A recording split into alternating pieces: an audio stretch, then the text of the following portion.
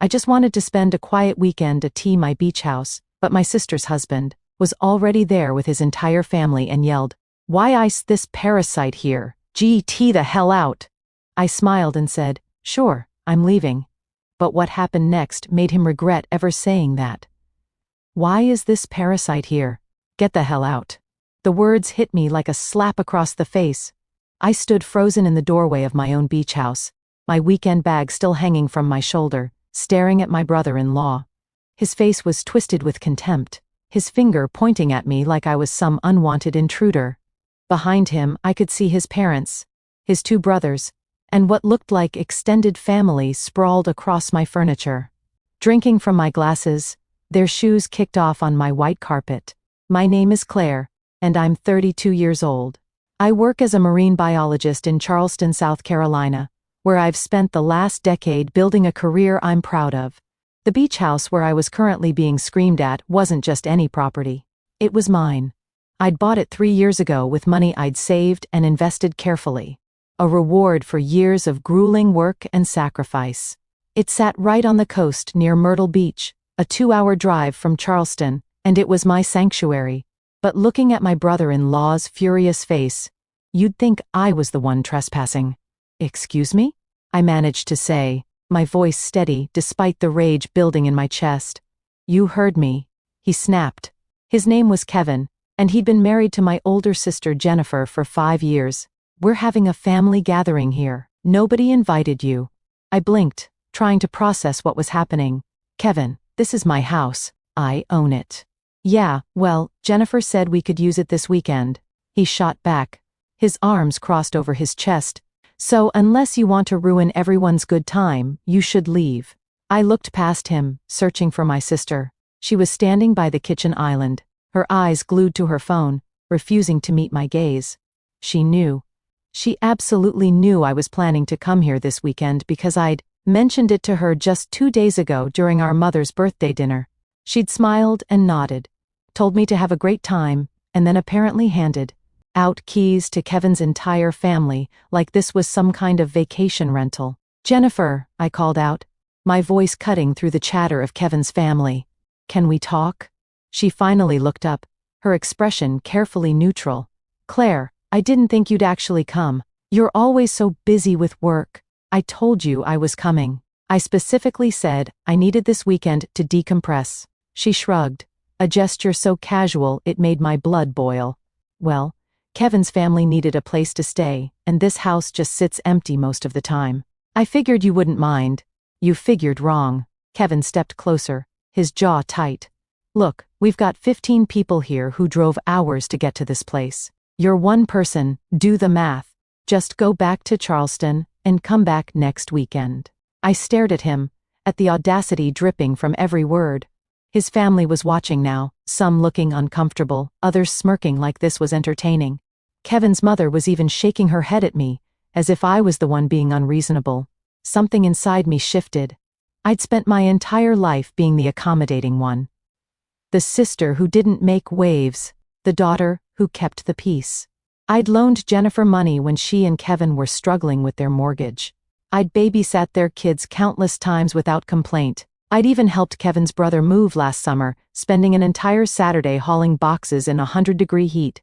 And this was how they repaid me. I smiled. It wasn't a warm smile. It was the kind of smile that comes when you realize you're done playing nice. "Sure," I said calmly. "I'm leaving." Kevin looked surprised, like he'd expected more of a fight. Good. Finally, some sense. I turned toward the door, then paused. "Just so we're clear, Kevin, you're saying you want me to leave my own property?" "That's exactly what I'm saying." "And Jennifer, you're okay with this?" My sister wouldn't look at me again. "It's just one weekend, Claire. Don't be dramatic." I nodded slowly, my mind already racing through everything I needed to do. "Okay then. Enjoy your weekend." I walked out, leaving the door open behind me. As I got into my car, I could hear laughter from inside the house. They thought they'd won. They thought I'd just roll over and accept this humiliation. They had no idea what was coming. I drove exactly 3 minutes down the road before pulling into a gas station parking lot. My hands were shaking, not from fear, but from pure adrenaline. I pulled out my phone and started making calls. First to my lawyer, then to my property manager, then to someone else I'd been hoping I wouldn't need to contact. By the time I was done, it was getting dark.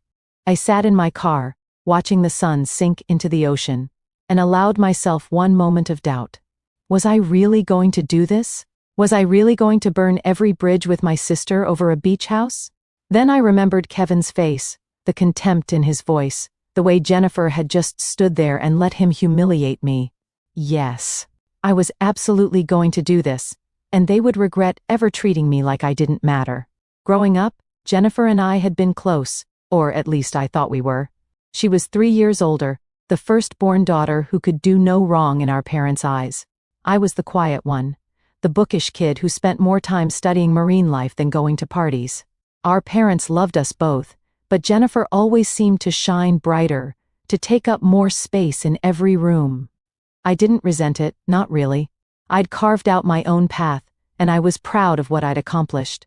After getting my doctorate in marine biology, I'd landed a position at the South Carolina Aquarium, where I focused on sea turtle conservation. The work was meaningful, the pay was decent, and I'd managed to save enough to buy the beach house outright when a foreclosure opportunity came up 3 years ago. The house had needed work, lots of it. I'd spent every weekend for 6 months renovating it, painting walls, replacing fixtures, and turning it from a neglected property into something beautiful.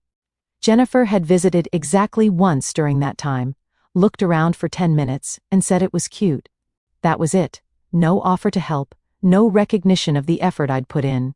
Still, I'd given her a spare key. She was my sister. I'd trusted her. That trust had clearly been misplaced.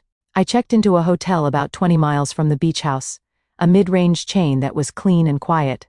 After settling into the room, I ordered takeout and spread out all my documentation on the bed. Property deed, insurance papers, a copy of the access agreement I'd stupidly signed when Jennifer asked if she could borrow the house, just for emergencies. I'd been too generous, too trusting. My phone buzzed. It was a text from Jennifer. "Why are you being so difficult? It's just one weekend. Kevin's family thinks you're crazy." I stared at the message, my jaw clenching. She had the audacity to make me the villain in this situation. She'd given away access to my property without asking, let her husband scream at me in my own home. And now I was the difficult one? I typed back, "We'll talk about this later." Her response was immediate. "Don't be such a drama queen." I turned off my phone. The next morning, I drove back to Charleston to meet with my lawyer. His name was Gregory, and we'd worked together when I bought the house. He was a calm, methodical man in his 50s, who listened without interrupting as I explained the situation. "So, they're currently occupying your property without your permission," he said, taking notes. "Yes, my sister has a key, but I never gave her permission to let other people stay there, especially not for an entire weekend." "And your brother-in-law verbally ordered you to leave?" "In front of at least 15 witnesses." Gregory leaned back in his chair, his expression thoughtful. "You have several options here. The nuclear option would be to call the police and have them all removed for trespassing. But given that your sister has a key and presumably implied permission to be there, that might get complicated." "What's the other option?" He smiled slightly. "We make them very, very uncomfortable." I leaned forward. "I'm listening." Over the next hour, Gregory laid out a plan that was both elegant and devastating. It would take some coordination, some quick action, and a willingness to follow through completely. When he finished explaining, he looked at me seriously. "Are you sure you want to do this? Once you start down this path, there's no going back. Your relationship with your sister might be permanently damaged." I thought about Jennifer's face, the way she'd refused to defend me, the way she'd shrugged off my feelings like they meant nothing.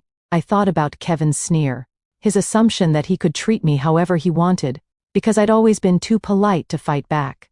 "I'm sure. Then let's get started." By noon, things were in motion. I'd made the necessary calls, signed the necessary documents, and set everything up exactly as Gregory had instructed. The beauty of it was that everything was perfectly legal, perfectly within my rights as the property owner.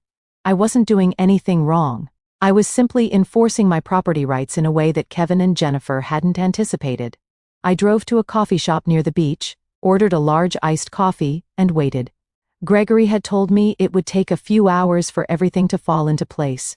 I used the time to think about what came next, about how my family would react, about whether I was making a terrible mistake. My phone, which I'd turned back on, started buzzing with messages. My mother, my father, Jennifer, even Kevin. They were all demanding to know what I was doing, why I was being so unreasonable, why I couldn't just let them have this one weekend.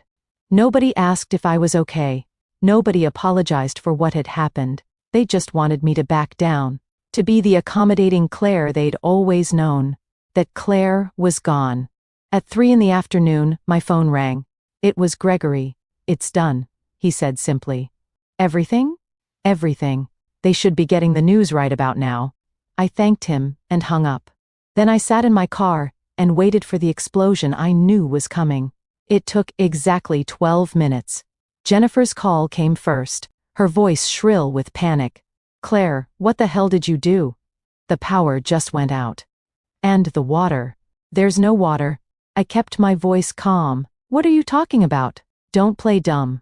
The utilities are off." Kevin tried to call the power company, and they said the account holder requested a temporary service suspension. "Well, I am the account holder," I said reasonably, "and I did request that. Since I'm not using the property this weekend, I saw no reason to keep paying for utilities that unauthorized guests are using." The silence on the other end was deafening. "Then, you can't do this. We have 15 people here. Kevin's parents are elderly. You're going to leave them without power or water?" "I'm not leaving them anywhere. They're welcome to leave my property anytime they'd like. In fact, that's what Kevin told me to do yesterday, wasn't it? Get the hell out." Well, now they can follow their own advice. This is insane. Mom and Dad are going to hear about this. Good. Make sure to tell them how you gave away access to my property without asking, and how Kevin screamed at me to leave my own house. I'm sure they'll be very interested in that part of the story. Jennifer made a strangled sound and hung up. I sat there, feeling a strange mix of emotions. Part of me felt guilty, felt like I'd gone too far. But a larger part of me felt something I hadn't felt in a long time. Powerful. I'd spent so many years being the one who compromised, who bent to keep everyone else happy. For once, I was the one calling the shots. Kevin called next. His voice was pure rage. "You spiteful witch. Do you know what you've done? My mother has a heart condition. She needs to be in a cool environment. Then perhaps you should take her somewhere that has air conditioning. Maybe a hotel? I hear there are several nice ones nearby. This is your fault. You're putting people's health at risk because you're having some kind of tantrum." "No, Kevin. You put people's health at risk when you decided to occupy my property without permission, and without ensuring you had proper access to utilities. That's on you, not me. Jennifer is going to fix this. She's calling the power company right now. She can call whoever she wants. The utilities are in my name. The house is in my name. And only I can authorize reconnection. And I won't be doing that as long as you're there. We'll sue you for this." "For what? Exercising my rights as a property owner? Good luck with that. But while we're discussing legal matters, you should know that I've filed a formal trespass notice with the county sheriff. You have until 6 this evening to vacate the property. After that, anyone remaining will be removed by law enforcement." He started to sputter, but I hung up. My parents called together on speakerphone. I could hear the disappointment in my mother's voice. "Claire, sweetheart, this isn't like you. Can't we all just calm down and work this out?" "There's nothing to work out, Mom. Jennifer gave away access to my property without asking. Kevin ordered me to leave my own home. I'm simply enforcing my property rights, but it's so extreme," my father said. "Cutting off the power and water? Getting the police involved? Can't you just let them finish the weekend? Would you let strangers stay in your house without your permission?" "Jennifer isn't a stranger. She's your sister. A sister who clearly doesn't respect me or my property. She had a chance to apologize, to make this right, and instead, she called me dramatic. So no, Dad. I'm not backing down." My mother's voice turned pleading. "What about family? What about keeping the peace? What about me? What about the fact that I've been nothing but generous to Jennifer and Kevin? And this is how they treat me. When does someone stand up for me? Neither of them had an answer for that. At 5:30, I drove back to the beach house. I parked down the street where I could see the driveway, but wasn't immediately visible. Cars were loading up, people carrying bags, and looking distinctly unhappy. Kevin's father was red-faced and gesturing wildly while talking on his phone. Kevin himself was hauling a cooler to his truck, his expression murderous. Jennifer stood on the porch, her arms wrapped around herself, looking smaller than I'd ever seen her. Part of me wanted to feel bad for her. We'd grown up together, shared secrets, laughed until we cried. But then I remembered her face yesterday, the way she dismissed my feelings, the way she'd chosen Kevin's convenience over my dignity. Sometimes people showed you who they really were, and you had to believe them. At exactly 6, a sheriff's patrol car pulled into the driveway. The deputy got out, spoke briefly with Kevin, and then began ushering people out. There was no drama, no arrests, just a firm insistence that everyone needed to leave immediately.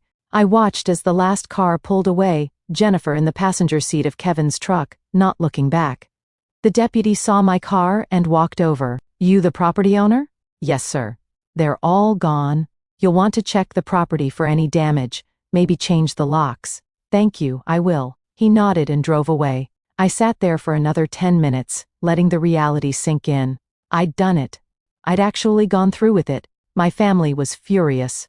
My sister probably hated me, and I'd burned bridges I could never rebuild. But as I pulled into my own driveway, as I unlocked my own door and stepped into my own house, I felt something unexpected. Relief.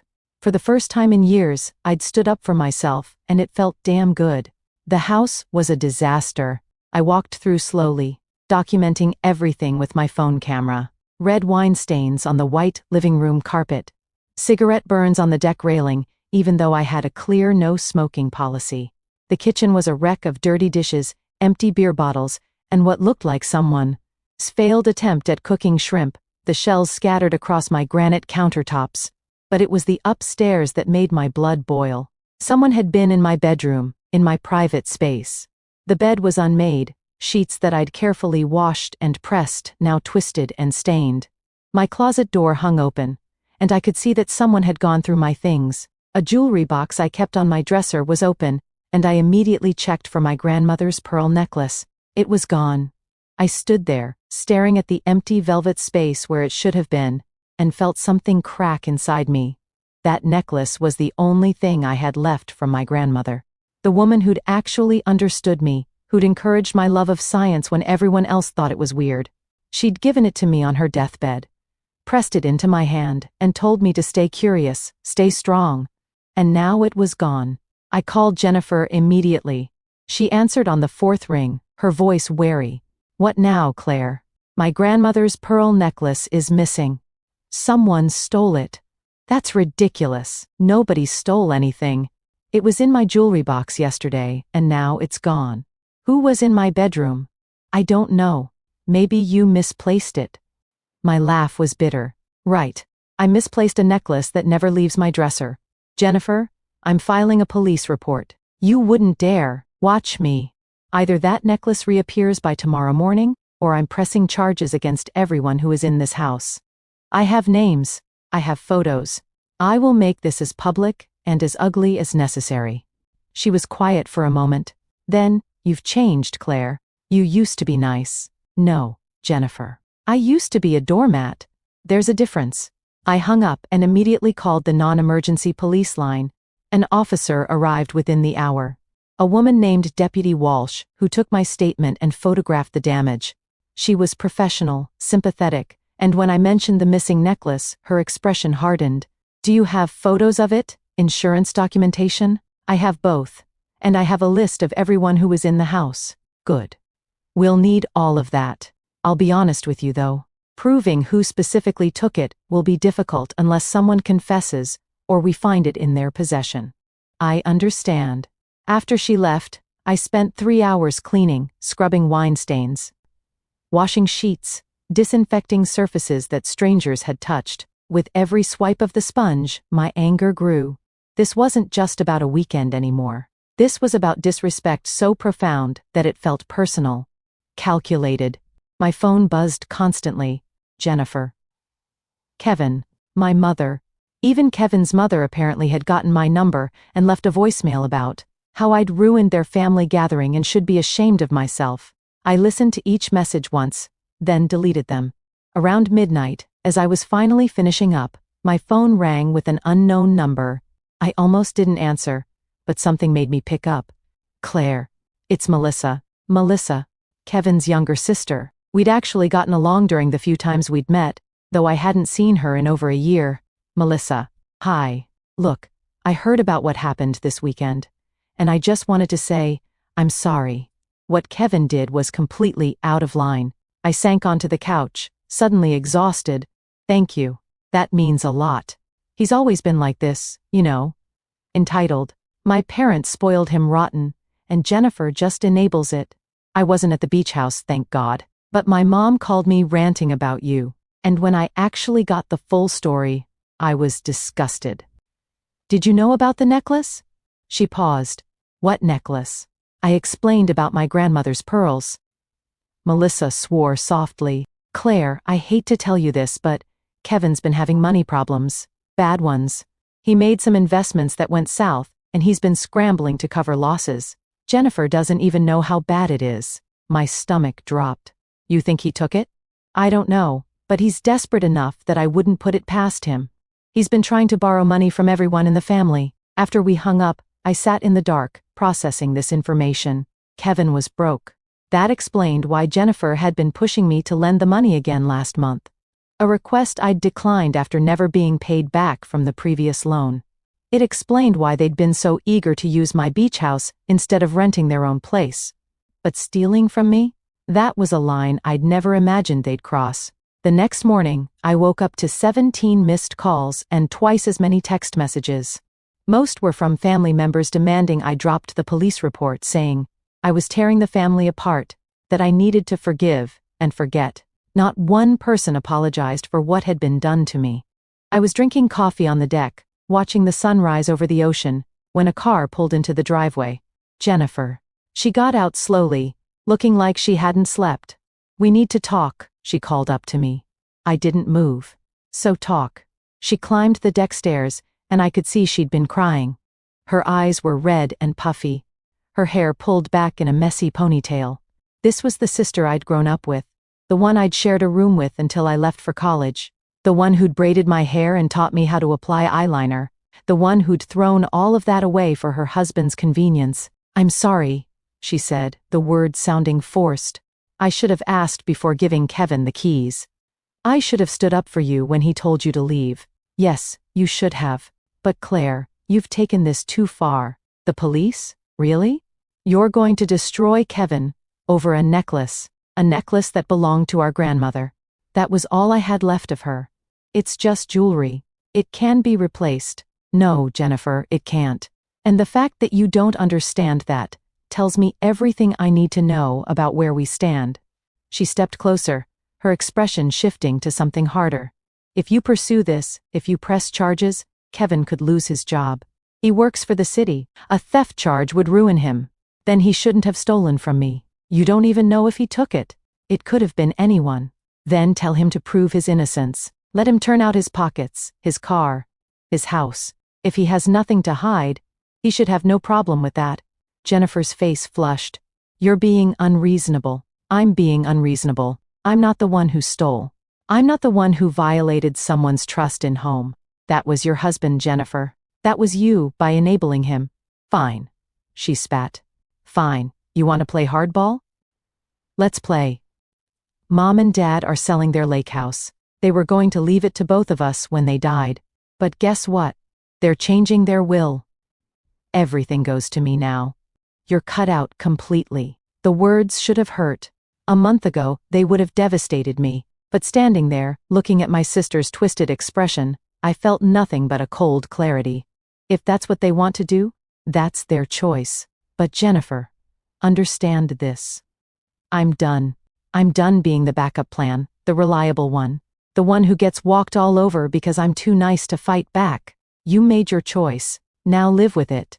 She stared at me for a long moment, then turned and walked away. I watched her drive off, and I didn't cry. I didn't feel sad. I just felt free. 3 days after Jennifer's visit, I got a call from Deputy Walsh. "Miss Claire, we've had a development in your case. Can you come down to the station?" I drove there immediately, my heart pounding.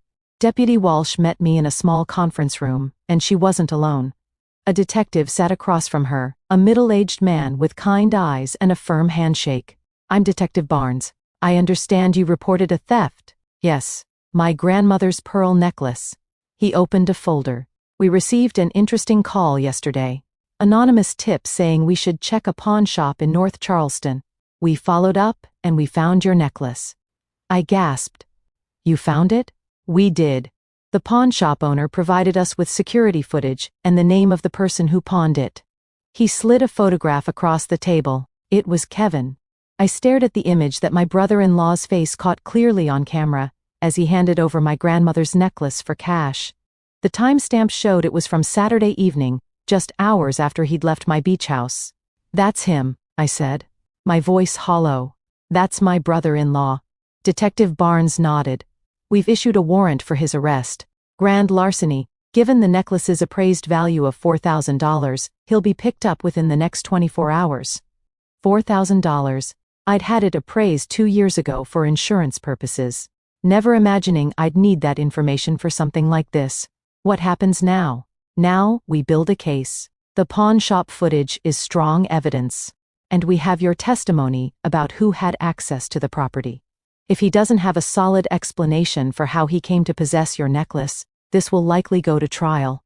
I left the station feeling numb. This was really happening. Kevin was going to be arrested. My family was going to implode. And somehow, I'd become the villain in all of this, the one who couldn't just let things go. My phone rang before I even made it back to my car. My mother, her voice shaking. "Claire, what have you done?" "Hello to you too, Mom." "The police just called Jennifer. They were arresting Kevin. They said you pressed charges. How could you do this to your own family?" I got in my car, closed the door, and took a deep breath.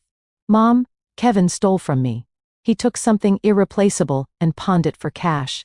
What did you expect me to do? Let it go. Family is more important than things, is it?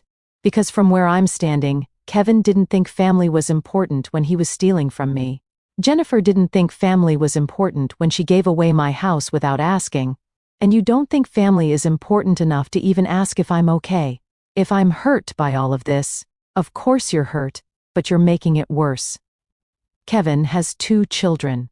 You're going to put their father in jail." "No, Mom. Kevin put himself there when he decided to commit a felony. I didn't steal the necklace. He did. Claire Marie, I am your mother, and I am telling you to drop these charges right now." Something in me snapped. "Or what? You'll cut me out of the will? Jennifer already told me you're doing that anyway. You'll stop talking to me." "Fine. Do it. Because I'm done pretending that being family means I have to accept being treated like garbage. You're making a mistake, maybe. But it's my mistake to make." I hung up. And this time I blocked her number. Then I blocked Jennifer's. Then Kevin's. One by one, I went through my contacts and blocked every family member who'd sent me hateful messages over the past few days. The silence that followed was deafening. That evening, I was back at the beach house, sitting on the deck with a glass of wine. When I heard footsteps on the stairs, I tensed, reaching for my phone to call 911 if needed. But it was just Melissa. "I'm sorry for just showing up," she said. I tried calling, but it went straight to voicemail. "I've been blocking a lot of numbers lately." She gave me a sad smile. "I can imagine." "Can I sit?" I gestured to the chair next to me, and she sank into it with a sigh. "Kevin was arrested this morning. Jennifer is losing her mind. My parents are furious, and the entire family has basically declared you enemy number 1. I figured as much. For what it's worth, I think you did the right thing. Kevin's always gotten away with everything because people are afraid of upsetting him. It's about time someone held him accountable. That seems to be a minority opinion, only among people who benefit from Kevin's bad behavior. The rest of us have been waiting for something like this." She paused. "Claire? There's something you should know. Kevin's in deeper trouble than just the necklace." I looked at her.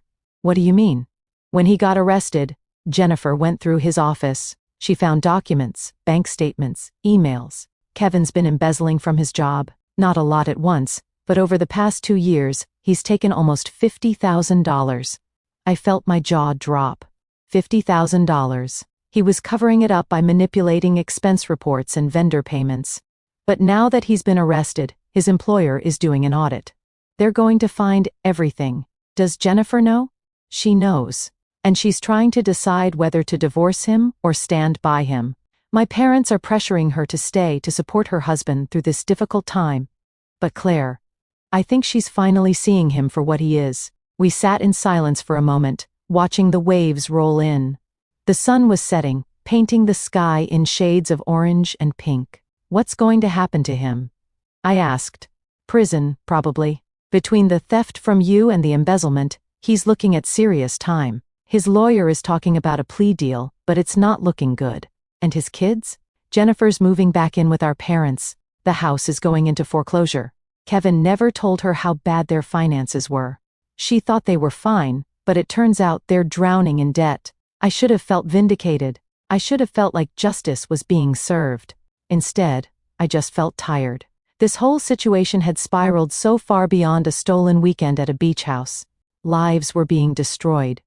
Families were fracturing, and I was at the center of it all.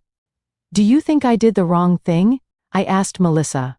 She looked at me, her expression serious. No. I think you did the only thing you could do. Kevin needed to face consequences. If it hadn't been you, it would have been someone else eventually. Better it happened now, before he stole even more. Before he hurt even more people. My parents hate me. They'll get over it.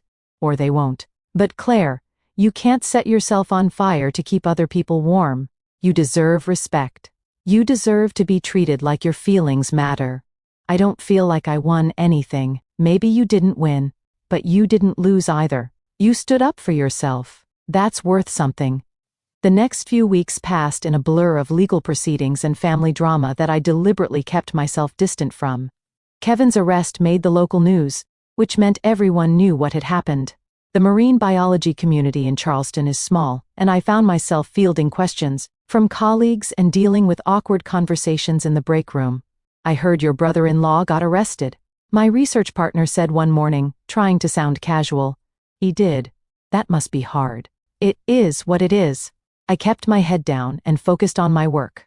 We were in the middle of sea turtle nesting season, which meant long hours monitoring beaches and protecting eggs from predators.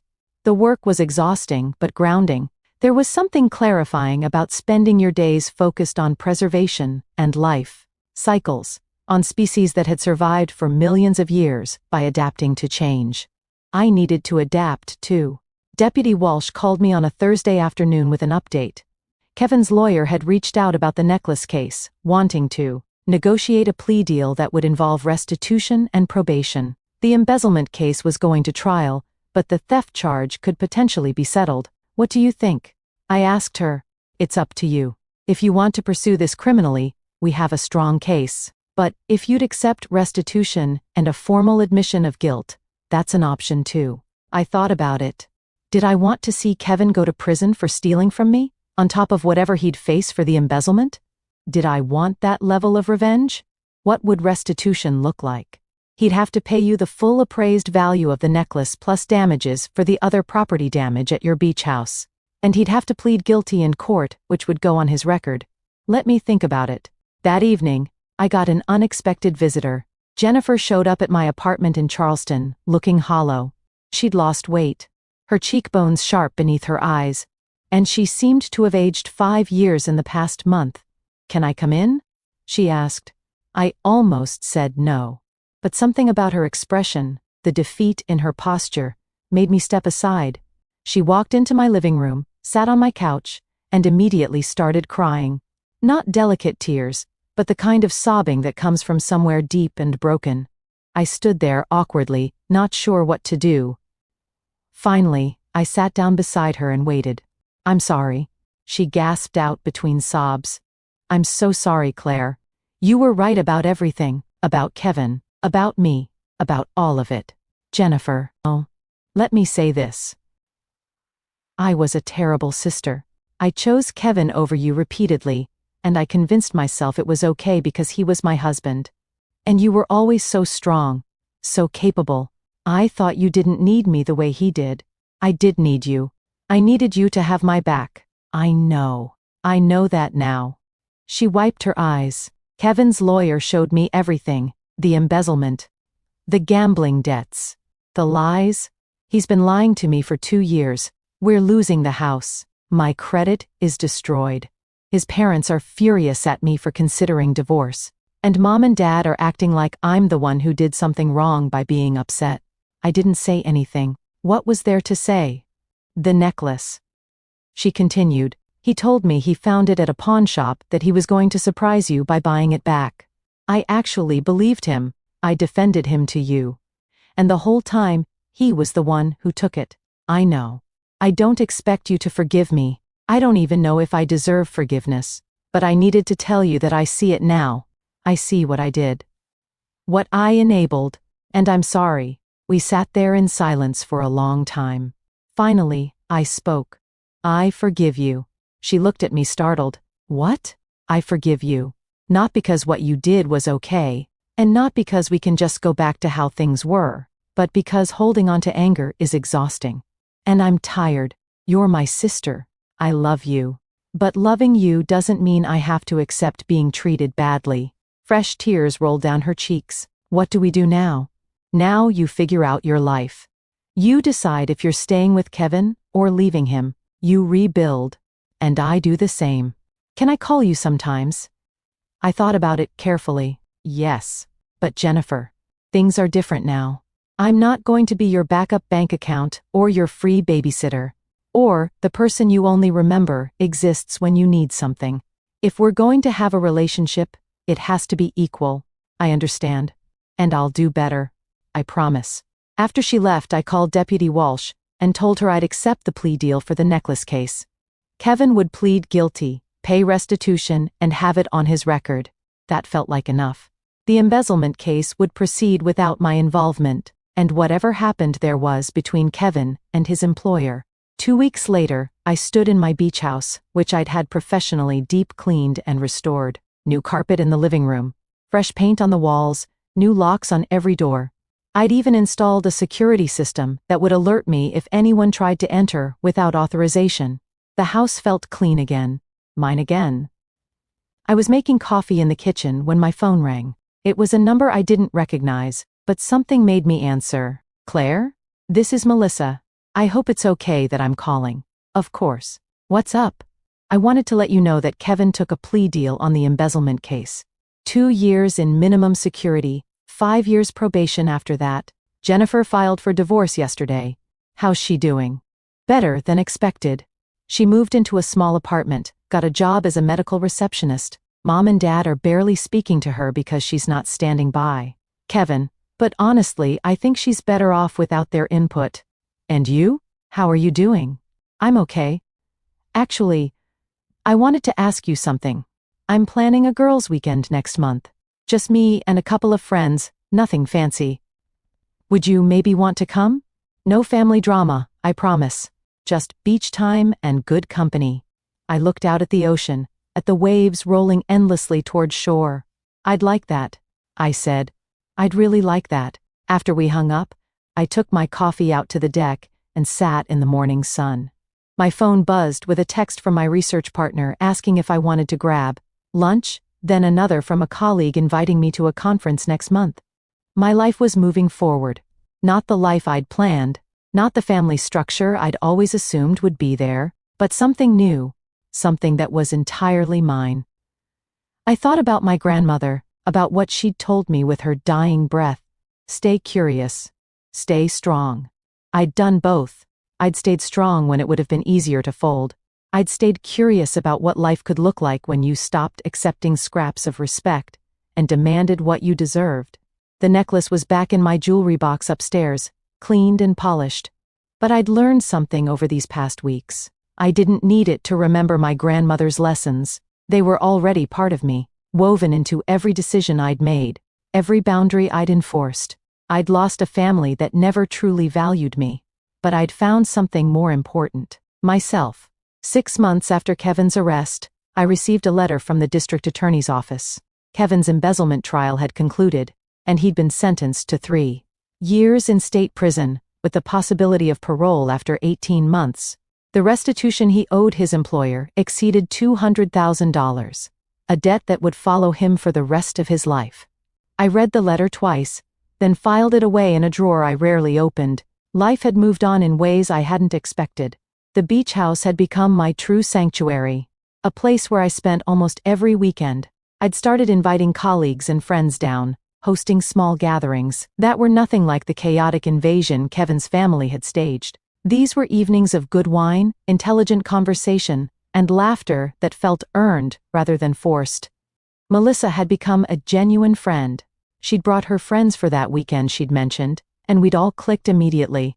Through her, I'd met people who valued authenticity over family obligation, who understood that sometimes the healthiest thing you could do was walk away from toxicity. Jennifer and I spoke occasionally, brief phone calls where she updated me on her life. She'd completed a medical coding certification program and gotten a better job at a hospital. Her kids were adjusting to the divorce, seeing Kevin during supervised visits arranged through the prison. She'd stopped trying to justify his behavior or minimize what he'd done. I was so busy defending him that I forgot to ask if he deserved defending. She'd told me during one call, "I'm sorry it took me so long to see it." Our parents had eventually reached out, awkward phone calls where they danced around apologies without actually making any. I'd listened politely and kept the conversation short. Forgiveness was one thing. Forgetting was another entirely. But it was a Tuesday afternoon in October when everything came full circle. I was at the aquarium, giving a presentation to a group of marine biology students, when my phone buzzed with a call from an unknown number. I ignored it, focusing on explaining sea turtle migration patterns. The call came again during my lunch break. "Hello? Claire? This is Attorney Hoffman. I represent Kevin in his criminal cases. I'm calling because he's requested to speak with you." I almost hung up. Why would I want to speak to him? He says he has information you need to hear about the weekend at your beach house. He says there's more to the story than what came out in court. There's nothing he could tell me that I need to know. He specifically mentioned your parents and Jennifer. He says they were more involved than you realize. That gave me pause. Involved in what? He wouldn't tell me details. He insists on speaking to you directly. You're under no obligation, of course, but I promised I'd pass along his request. I thought about it for a long moment. If I agree to this, it's by phone only. I'm not visiting him in prison. Understood. I can arrange a monitored call through the facility. When would work for you? We scheduled it for the following week. The call came through on Friday evening. I was at the beach house, sitting on the deck with a glass of wine, watching the sunset. The prison operator connected us. And then Kevin's voice came through, hollow and tired. "Claire, thank you for taking my call. I'm here, talk." He was quiet for a moment. "I need you to understand something. What I did was wrong. Stealing from you, lying to Jennifer, the embezzlement, all of it was wrong. And I'm not making excuses. But that weekend at your beach house, that wasn't just my idea." "What are you talking about?" "Your parents planned it. Mom knew you were coming down that weekend. She specifically told Jennifer to give me the keys and invite my family. Told her to make sure I'd confront you." My blood ran cold. "You're lying." "I'm not. Your mother has hated that you have money, that you have this house, that you succeeded without their help. She thought if I humiliated you enough, you'd sell the beach house and split the money with Jennifer. She told me exactly what to say, how to push your buttons. The whole thing was staged. That's insane, is it? Think about it, Claire. Why would Jennifer just hand over keys to your house without asking? Why was my entire family ready to go that specific weekend? Your mother set it up because she wanted you to feel small, to remember your place in the family hierarchy. I stood up, pacing the deck. Even if that's true, you still stole from me.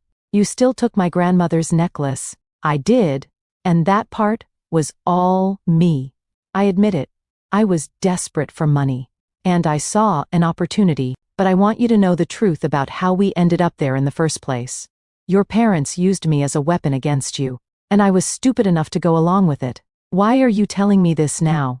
Because I've had a lot of time to think in here about the person I was, the choices I made, and because I think you deserve to know that the people you're trying to rebuild relationships with were the ones who orchestrated the whole thing. After the call ended, I sat in the darkness, my wine untouched, processing what I'd heard. If Kevin was telling the truth, and his lawyer's presence on the call suggested he was being honest, then my parents hadn't just failed to defend me. They'd actively set me up to be humiliated. I pulled out my phone and scrolled to my mother's contact. I'd unblocked her number months ago but hadn't used it. Now, I pressed call. My mother answered on the third ring, her voice cautious. "Claire? Is that you?" "It's me. We need to talk." "Oh, sweetheart, I'm so glad you called. Your father and I have been wanting to reach out, but we weren't sure if you were ready. Were you involved in planning the beach house incident?" Silence. "What? I don't know what you're talking about. Kevin called me today. He told me you and Dad orchestrated that entire weekend, that you specifically told Jennifer to give him the keys to make sure I'd show up and be confronted. Is that true?" More silence. Then, "Kevin is a criminal and a liar. You can't believe anything he says. Answer the question." "Mom, did you plan it?" I may have suggested to Jennifer that the house was sitting empty, and Kevin's family needed a place to stay. "I didn't think you'd actually show up that weekend. You knew I was coming. Jennifer told you at your birthday dinner. Well, I thought you'd be reasonable about it. I thought you'd understand that family needed the space more than you did." I laughed. A sound without humor. "You set me up. You wanted Kevin to embarrass me to make me feel small enough that I'd do whatever you asked. That's not... Claire, you have to understand. We were worried about you. You've been so distant, so focused on your career. We thought maybe if you saw how much family meant, how much Jennifer and her family needed support, you thought you'd manipulate me into giving up my property. That's what this was about. It's just a beach house, Claire. Jennifer has children. She has actual needs. You're single. You don't have kids. You don't need what? Respect. Boundaries. My own property that I worked hard to afford. You're being dramatic." "No, Mom. I'm being clear. You used me. You've always used me. I was the responsible one. The one who had her act together. So you took me for granted while you fawned over Jennifer and her mess of a life. And when I finally stood up for myself, you punished me for it. We did no such thing. We simply prioritized Jennifer's needs during a difficult time. By humiliating me. By stealing from me. Kevin stole from you. That had nothing to do with us. But you created the situation that made it possible. You opened the door, Mom. You put me in a position where I was vulnerable and alone in my own house. Surrounded by people who'd been told I was the problem. Do you have any idea how that felt? I think you're overreacting. I'm done." "What?" "I'm done with this conversation. Done with your excuses. Done with your version of family where I'm only valuable when I'm useful to you. Jennifer is trying to build a real relationship with me, one based on honesty and mutual respect. But you can't even admit what you did. Claire Marie, you don't mean that." "I absolutely do. Don't call me again. Don't show up at my house. We're done." I hung up before she could respond. And this time, I blocked the number for good. My hands were shaking. I felt like I'd been punched in the stomach, all the air knocked out of my lungs. But underneath the shock was something else, clarity. For years I thought I was the problem. I'd internalized their criticism, their dismissal, their constant message that I needed to be more accommodating, more generous, more willing to sacrifice. I'd believed that being a good daughter, a good sister, meant accepting whatever they dished out. But it had all been manipulation. They'd seen my success, my independence, and instead of being proud, they'd been threatened. They'd wanted to cut me down to size, to remind me that I wasn't really better than them, just because I had a doctorate, and a beach house, and a life I'd built on my own terms. Well, I'd reminded them instead. I'd shown them that respect wasn't negotiable, that family was a privilege, not a right, and that I was perfectly capable of walking away from people who hurt me. The next morning, I drove to Jennifer's apartment. She answered the door in yoga pants and an oversized sweatshirt, looking surprised to see me. "Claire, is everything okay? Can I come in?" We sat at her small kitchen table, and I told her everything Kevin had said. Her face went through a series of emotions: shock, denial, and finally a resigned sadness. "I suspected," she admitted quietly. "Mom pushed so hard for me to use your house that weekend. She kept saying you wouldn't mind, that you owed us after all the years of support. I knew it was wrong, but I went along with it because it was easier than arguing. She used both of us." "I know, I see that now." Jennifer looked at me with red-rimmed eyes. "I called her last night after you did. She tried to convince me you were being dramatic, but I didn't let her. I told her what she did was unforgivable, that she damaged both her daughters by playing us against each other. She cried and said I was choosing you over her. And what did you say?" "I said I was choosing honesty over manipulation." Then, I hung up. We sat in silence for a moment. Then Jennifer reached across the table and took my hand. "I'm sorry I wasn't the sister you deserved. I'm sorry I let them use me as a weapon against you. I'm sorry too, for all of it. Can we start over?" I squeezed her hand. "We're already starting." A year after that phone call with Kevin, my life looked nothing like I'd imagined it would. The beach house had become something of a hub for my extended friend group. I'd hosted Melissa's birthday party there, several research team retreats, and even a small wedding for one of my colleagues. The property that my parents had seen as something to exploit had become a symbol of the life I'd built, one based on genuine connections rather than obligatory family ties. Jennifer had thrived in ways that surprised both of us. She'd been promoted twice at the hospital, moved into a better apartment, and started dating a kind man who worked as a physical therapist. Her kids were happy, well-adjusted, and on the rare occasions I saw them, they called me Aunt Claire with genuine affection. Kevin had been released on parole after serving 16 months. I'd heard through Melissa that he was working at a warehouse, living in a halfway house, and sending Jennifer his meager child support payments on time. He'd written me a letter apologizing again, which I'd read once and then filed away. I didn't hate him anymore. I just didn't think about him at all. My parents had tried reaching out several times through relatives, always with the same message. I was being stubborn. I needed to forgive and move on. Couldn't I see I was tearing the family apart? Each time I sent back the same response through whoever had contacted me. I'd moved on just fine, and if the family was falling apart, perhaps they should examine why that was. The lake house they'd threatened to cut me out of? They'd sold it 6 months ago to cover debts I'd never known they had. Apparently, they'd been living beyond their means for years, keeping up appearances while secretly drowning. Without my financial safety net, the emergency loans I'd always provided, the gifts I'd given, they'd finally hit bottom. I felt no satisfaction in their struggles, just a quiet acknowledgement that everyone's choices had consequences, including mine. It was a Saturday in November when I got the call that changed everything. I was at the beach house with Melissa and 3 other friends, preparing for a small Thanksgiving gathering we'd planned. "Claire, it's Jennifer. Dad had a heart attack. He's at Charleston Memorial." I went alone, telling my friends to continue with dinner preparations.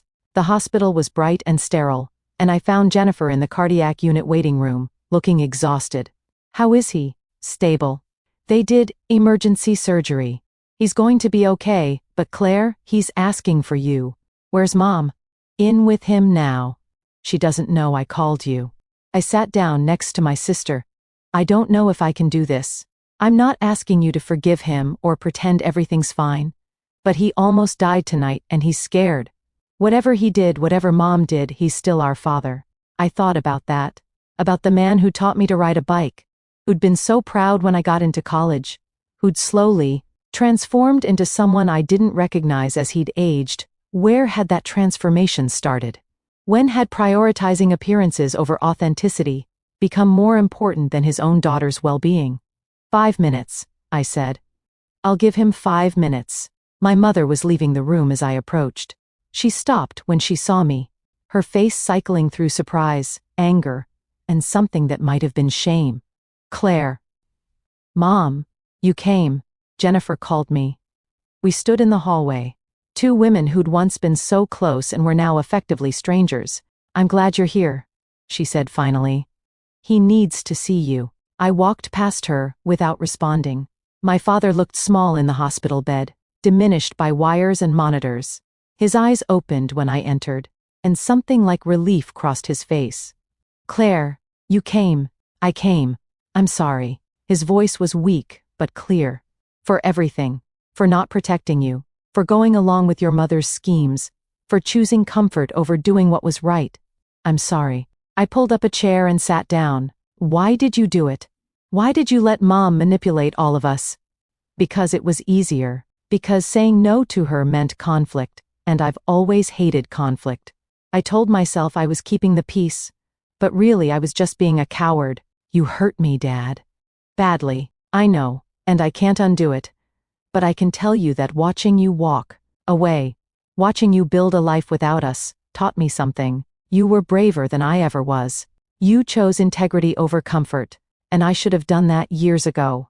We talked for 20 minutes, and while it didn't fix everything, it felt like a start. Not a reconciliation exactly, but an acknowledgement. He couldn't undo the past, and I couldn't forget it. But maybe we could find something new to build on. When I left the hospital, my mother was waiting in the hallway. Thank you for going in, she said stiffly. I didn't do it for you. I know. But Claire, I need to say something. I was wrong. About everything. I let jealousy and insecurity turn me into someone I don't recognize. And I hurt you because of it. I don't expect forgiveness, but I needed you to know that I see what I did. I looked at her, really looked at her, and saw someone who'd spent so much energy controlling others that she'd lost herself. She looked older, tired, defeated. I appreciate you saying that, I said. But Mom, it's going to take more than words. It's going to take time and change and consistent effort. If you're willing to do that, then maybe someday we can figure out what our relationship looks like. But it won't ever be what it was. I understand. I drove back to the beach house where my friends were waiting with warm food and warmer smiles. They asked if I was okay, and I realized I was. Not perfect, not completely healed, but okay. That night, after everyone had gone to bed, I sat on the deck alone and thought about the journey that had started with me being screamed at in my own home. I'd lost a lot, the family I'd thought I had, the naive belief that blood always meant loyalty, the comfort of not making waves, but I'd gained more, self-respect, genuine friendships, a sister who was finally becoming someone I could trust, and most importantly, I'd gained the knowledge that I could stand up for myself and survive. Thrive, even. Kevin served out his parole period working minimum wage jobs, his career and reputation destroyed beyond repair.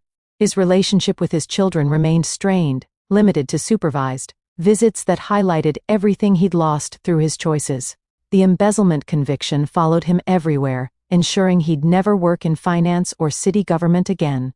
He'd sold everything of value to pay restitution, living in a dingy apartment, with second-hand furniture, a permanent reminder of how far he'd fallen. My parents eventually downsized to a small condo, their retirement, dreams shattered by death, and the loss of both daughters' support. They attended therapy at Jennifer's insistence, slowly beginning to understand the toxicity they'd created, though the easy relationship they'd once taken for granted was gone forever. As for me, I learned that sometimes the strongest revenge isn't about destruction. It's about building something beautiful in the ruins they tried to create. I'd set out to teach Kevin a lesson about respect and boundaries, but in the end, I'd learned the greatest lesson myself. That my worth wasn't determined by how I was treated, but by how I chose to respond. Looking back at that moment when Kevin had screamed at me to leave my own home, I could see it for what it really was. Not an ending, but a beginning. The beginning of a life where I finally put myself first. And as, this story quietly, slips away into the shadows of your mind, dissolving into the silent spaces where memory and mystery entwine, understand that this was never just a story. It was an awakening, a raw pulse of human truth wrapped in whispered secrets and veiled emotions. Every word a shard of fractured reality, every sentence a bridge, between worlds seen and unseen, between the light of revelation and the dark abyss. Of what remains unsaid, it is here, in this liminal space, that stories breathe. Their most potent magic, stirring the deepest chambers of your soul, provoking the unspoken fears, the buried desires, and the fragile hopes that cling to your heart. Like fragile embers, this is the power of these tales. These digital confessions whispered into the void, where anonymity becomes the mask for truth, and every viewer becomes the keeper of secrets too heavy to carry alone, and now that secret, that trembling echo of someone else's reality, becomes part of your own shadowed narrative, intertwining with your thoughts, awakening that undeniable curiosity, the insatiable hunger to know what lies beyond. What stories have yet to be told, what mysteries hover just out of reach, waiting for you to uncover them. So hold on to this feeling, this electric thread of wonder and unease, for it is what connects us all across the vast, unseen web of human experience. And if your heart races, if your mind lingers on the what-ifs and the maybes, then you know the story has done its work, its magic has woven itself into the fabric of your being. So before you step away from this realm, remember this: every story you encounter here is a whispered invitation to look deeper, to listen harder, to embrace the darkness and the light alike. And if you found yourself lost, found yourself changed even slightly, then honor this connection by keeping the flame alive. Like this video if the story haunted you, subscribe to join the fellowship of seekers who chase the unseen truths, and ring the bell to be the first to greet the next confession, the next shadow, the next revelation waiting to rise from the depths. Because here, we don't merely tell stories. We, some and them, we become vessels for the forgotten, the hidden and the unspoken, and you, dear listener, have become part of this sacred ritual. So until the next tale finds you in the quiet hours, keep your senses sharp, your heart open, and never stop chasing the whispers in the silence. Thanks for watching, take care, good luck. After listening to today's story, perhaps it has raised some new questions in your mind, or maybe it has brought back some old memories. Every day on Reddit, new experiences and moments create fresh stories, and they connect all of us. Everyone has their own unique journey in life, and we all try to understand the world in our own way. These kinds of moments remind us that we are all human, sometimes happy, sometimes sad, and always learning something new. If you enjoyed this story, feel free to share it with your friends. Your thoughts and feedback are always valuable to us, as they motivate us to create even better content. Every story has its own unique angle, and our goal is to understand everyone's perspective and make our content diverse and relatable.